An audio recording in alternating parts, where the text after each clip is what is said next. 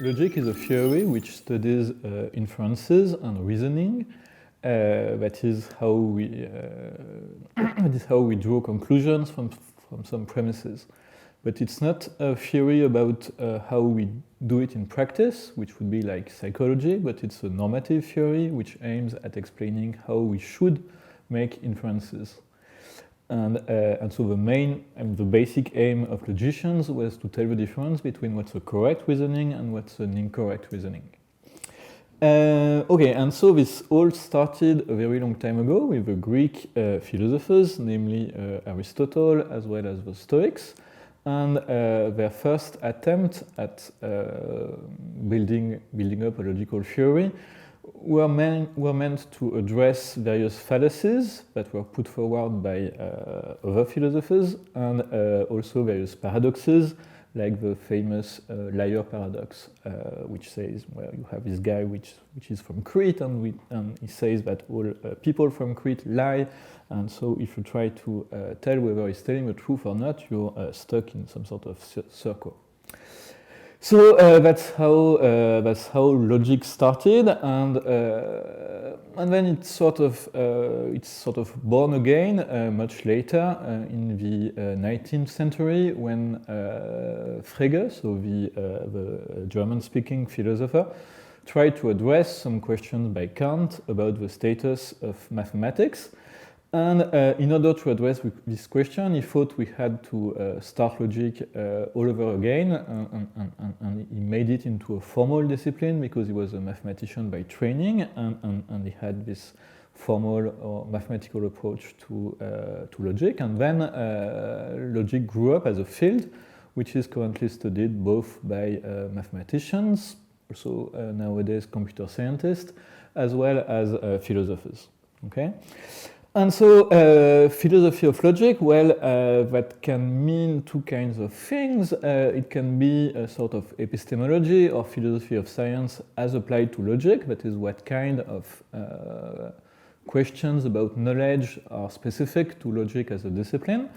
And it can also mean something which is called like sometimes formal philosophy or philosophical logic, which is applying tools from logic to address various philosophical puzzles or quandaries. So, as an example of the first kind of thing, so one issue which is discussed a lot these days is so-called logical pluralism. That's whether we should think that there is one and only one logic, so just one correct way to make inferences, one correct way to think about reasoning, or whether there are various alternative logical systems which could be used, some in some situations, other in other situations. And so you have people who think that, just like there is just one true physics, then there should be just one true logic. And there are people who think that maybe just like you have a whole bunch of geometrical theories, a whole bunch of geometries, then you could have a whole bunch of logics. And in a sort of amusing way, this idea of alternative logics, I think is born in Kazan, where in the same place where Lobachevsky studied alternative geometries. And so that's an example of a topic for the philosophy of logic, that is, could we think of alternative ways of reasoning? An example, another kind of topic would be the question of the justification of logical rules. So just to be more concrete, an example of a logical rule would be an inference like, from A and B, I can infer that A. Okay, that's very trivial, but precisely in a sense, logicians aim at trivial things because they aim at isolating the sort of building blocks of our reasoning rules. Okay, so you know that it's from A and B. It's safe to infer that A. And by contrast, for example, from A or B, it's not safe to infer A because A or B might be true because B is true and A is false. So in that case, it's not okay to infer that A. Okay. So we agreed to, more or less everybody should agree to have this A and B implies A as a basic logical principle.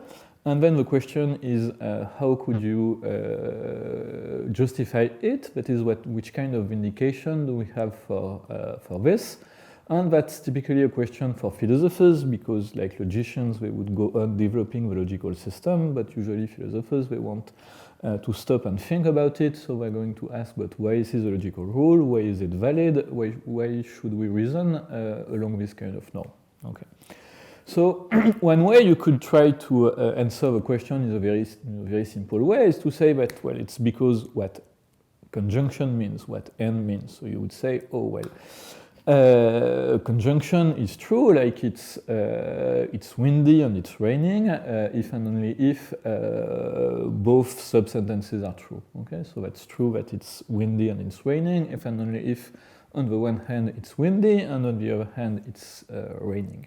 Okay, so you could say that it sort of makes sense to say that it's because and means this thing that that this very basic piece of reasoning is valid.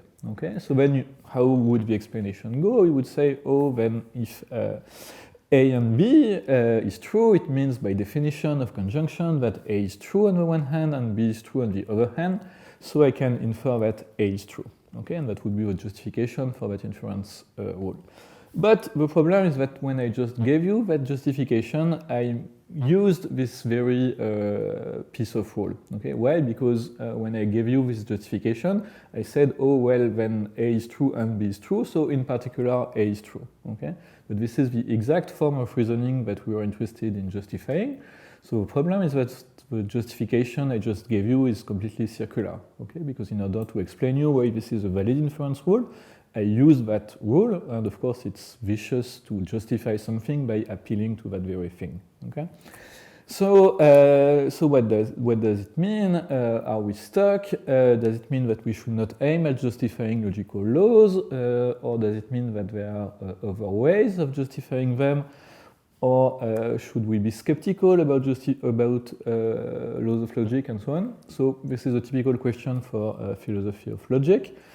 And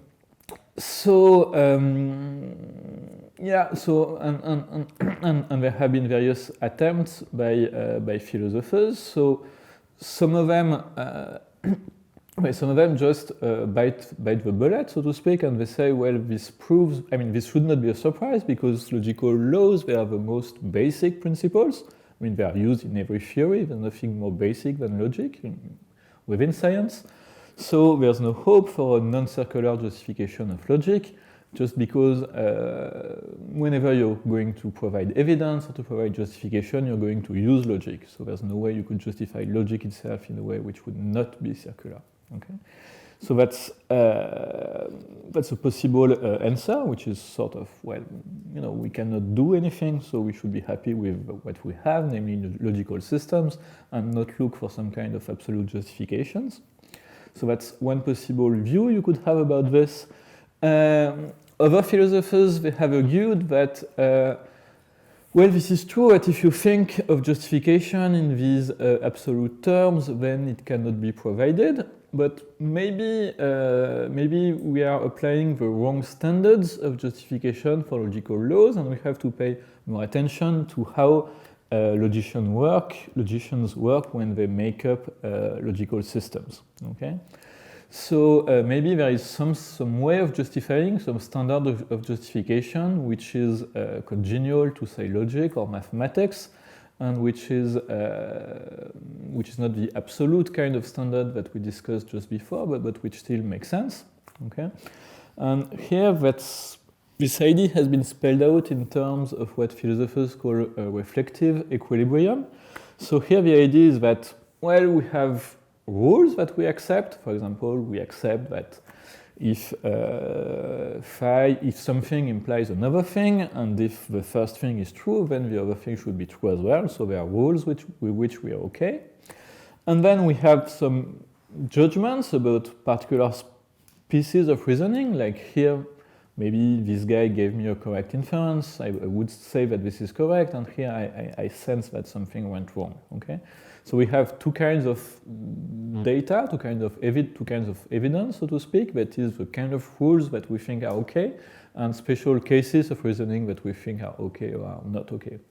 And what logicians aim at doing, I mean, the way they come up with logical systems, is by trying to make all this fit together and find a systematic way of, a sort of unification or a system which can account for both the rules that we accept and the special cases of reasoning that we accept. And being able to do this, that is being able to build a system of logic which would do justice both to general principles and to particular judgments, well, that would be the kind of justification that philosophers, that can be provided for logic, which is some sort of systematization of logical practice. Okay, so that's the second kind of answer that can be given. Or there can be, some people have so the first answer was to say, okay, if you go for an absolute justification, then it cannot be done. The second answer is like, you cannot give an absolute justification. You're going to take our practice as given, and you're going to try to account for that practice, for the way that we use reasoning. But you also have people who are sort of more stubborn and do aim at providing an absolute justification, which would be not circular, okay? And they do this by saying that somehow the rules of logic, they do not have to be justified independently of what the logical concept means. So we should take for granted that the example I just gave of from A and B, you can infer A, it's constitutive of what conjunction means. So you do not have to justify it independently. It's justified because it constitutes what the meaning of N is. But then this puts a lot of pressure on logical concepts themselves, because you would have to explain why conjunction is a well-behaved logical notion, why it's safe to use conjunction for reasoning, because philosophers have come up with weird examples of logical concepts, which you could say there are these rules that are constitutive of what they mean, but then you're in a bad position because you end up with systems which are not good and give inconsistencies. Okay, so if you say that some stuff is justified because of what these notions mean, you have to be able to tell the difference between genuine logical notions and fake or spurious logical notions. And well, that's the third position. So that's an example of a debate which is sort of lively nowadays within the philosophy of logic, and philosophers are sort of pursuing these three kinds of answers to the question.